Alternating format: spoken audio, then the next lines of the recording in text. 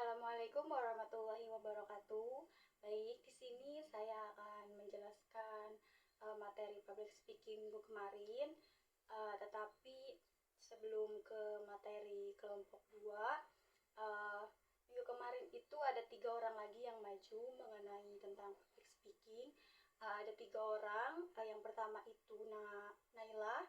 Naila tentang menuntut ilmu. Nafisa dan juga Talia tentang kesehatan mental.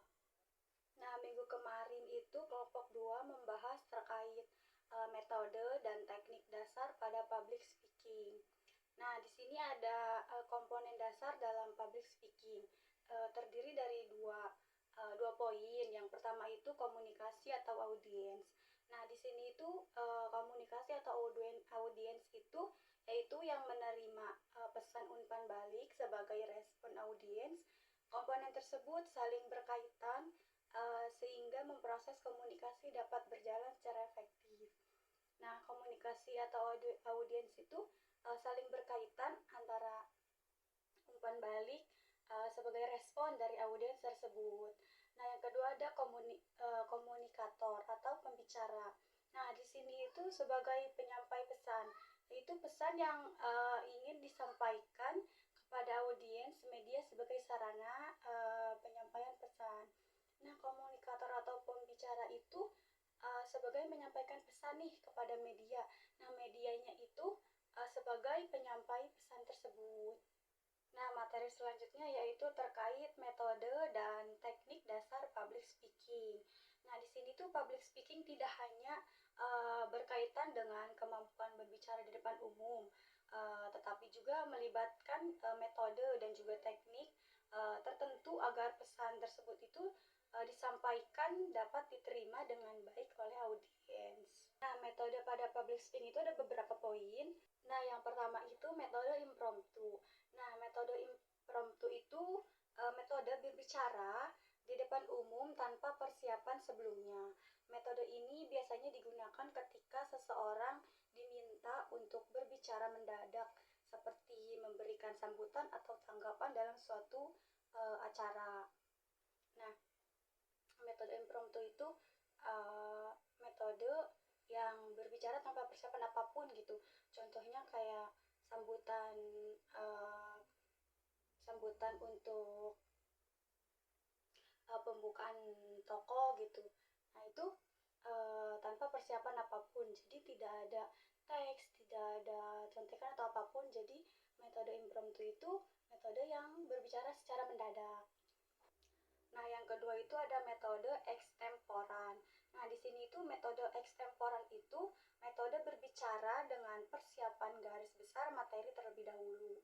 Kemudian menjelaskan secara lebih rinci saat penyampaian berlangsung. Nah, metode ini kebalikannya dari metode impromptu. Karena metode extemporan itu metode dengan berbicara mempersiapkan apa yang akan dibicarakan. Jadi sudah ada persiapan apa aja yang harus dibicarakan. Nah, yang ketiga ada metode manuskrip atau naskah. Nah, di sini itu metode manuskrip atau naskah dalam public speaking adalah cara berbicara dengan membaca teks yang sudah disiapkan sebelumnya. Metode ini biasanya digunakan dalam acara resmi atau formal agar tidak terjadi kesalahan dalam penyampaian kata-katanya. Nah, di sini itu metode manuskrip itu membutuhkan skrip agar si pembicara itu sesuai apa yang dibicarakan dari naskah tersebut. Karena metode manuskrip itu dalam bentuk berbicaranya itu formal. Seperti itu. Nah, selanjutnya ada metode memoriter atau hafalan. Nah, di sini menjelaskan bahwa metode memoriter atau hafalan dalam public speaking adalah cara berbicara di depan umum dengan menghafalkan naskah yang telah disiapkan sebelumnya, sehingga penyampaian materi dapat dilakukan tanpa membaca teks. Nah, ini itu metode memoriter itu metode yang menghafalkan naskah tersebut agar berbicara di depan umum itu sesuai dengan materi tetapi tanpa melihat teks atau contekan seperti itu. Nah, selanjutnya ada materi tentang teknik dasar public speaking. Di sini dalam public speaking terdapat beberapa teknik nih yang mempengaruhi keberhasilan komunikasi. Yang pertama ada teknik verbal. Nah, teknik verbal adalah teknik penyampaian pesan melalui kata-kata yang digunakan pembicara. Teknik verbal ini kita berbicara secara langsung kepada audiens. Jadi face to face seperti itu. Nah, yang kedua ada teknik vokal. Nah, teknik vokal itu berkaitan dengan penggunaan suara saat berbicara. Nah, ini yang kedua itu ada teknik vokal.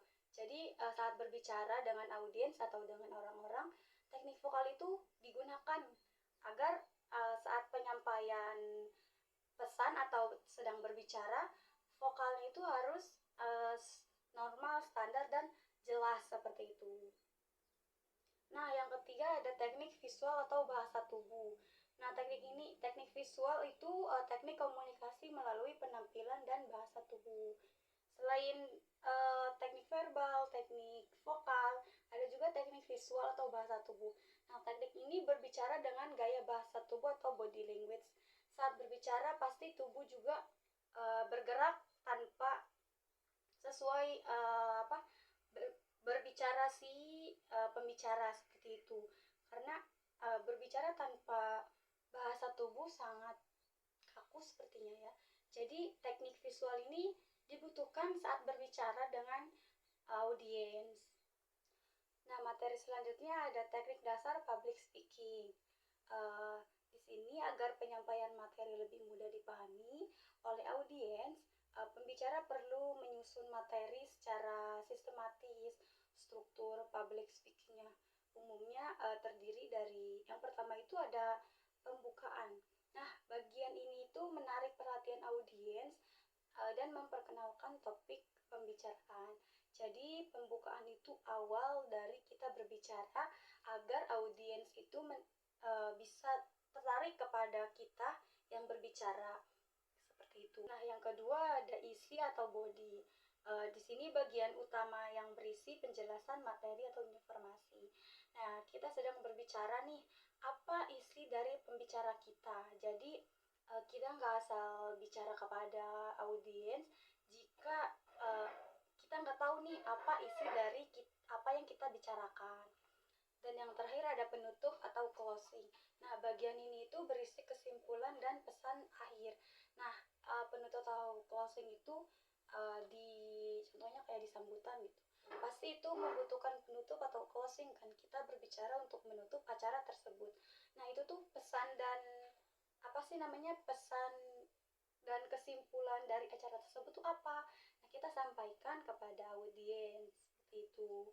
Mungkin cukup sekian pemaparan materi dari saya. Kurang dalamnya mohon maaf. Wassalamualaikum warahmatullahi wabarakatuh.